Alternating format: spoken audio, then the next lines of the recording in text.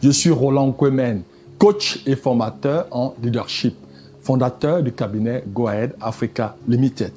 Aujourd'hui, nous allons explorer le thème « Savoir gérer les échecs et surtout rebondir avec résilience ».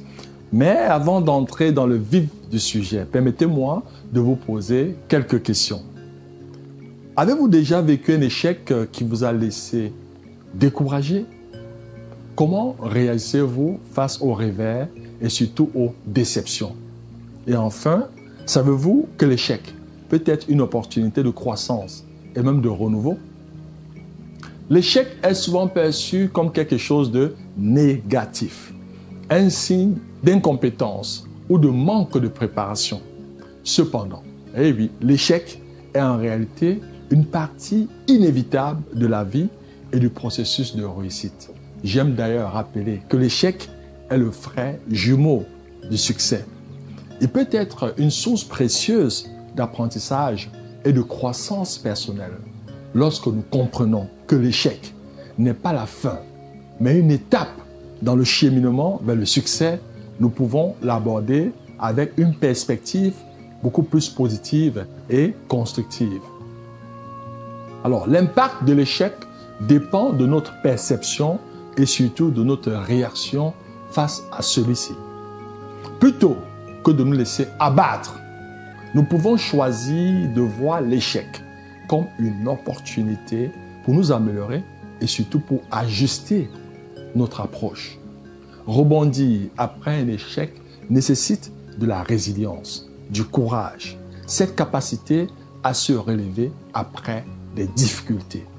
La résilience se cultive en renforçant notre confiance en soi et surtout en adoptant une attitude positive. Croire en sa capacité à surmonter les épreuves et surtout à tirer parti des expériences passées est crucial. Ensuite, fixez-vous des objectifs qui sont réalistes. Plutôt que de viser la perfection, visez la progression.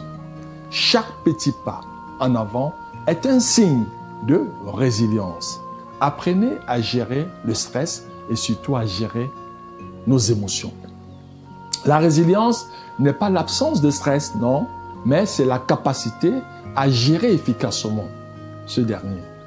Pratiquez de la méditation, la pleine conscience ou d'autres techniques de gestion du stress pour maintenir une attitude calme et surtout concentrée.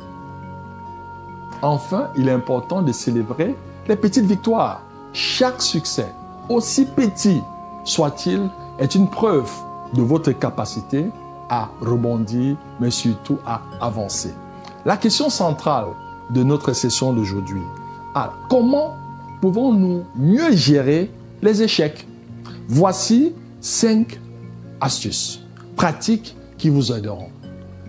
En 1, il faut accepter l'échec. Reconnaître que l'échec fait partie intégrante du processus d'apprentissage est essentiel. En 2, il faut analyser. Il faut analyser ce qui s'est passé. Donc, ne soyez pas beaucoup plus dans l'émotion, mais beaucoup plus dans le rationnel. Prenez le temps de réfléchir aux causes de l'échec. 3, soyez bienveillant envers vous-même. Comprenez que tout le monde échoue à un moment ou à un autre. En 4, il faut établir un plan pour rebondir.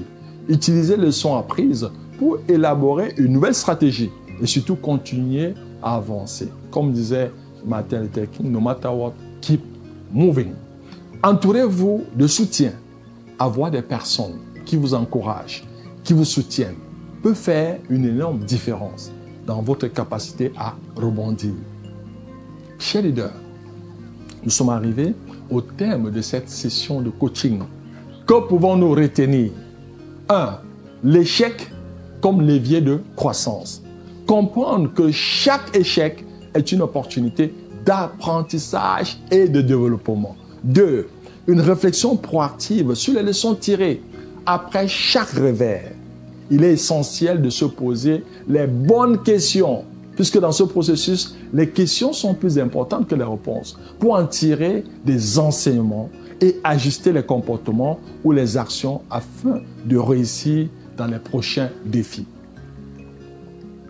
Nous avons 3 actions immédiates à mettre en œuvre, chers leaders. 1. Il est important de reformuler les échecs comme opportunités. Donc, dès que vous avez un échec, pratiquez l'art de la reformulation de la situation négative en opportunité d'apprentissage.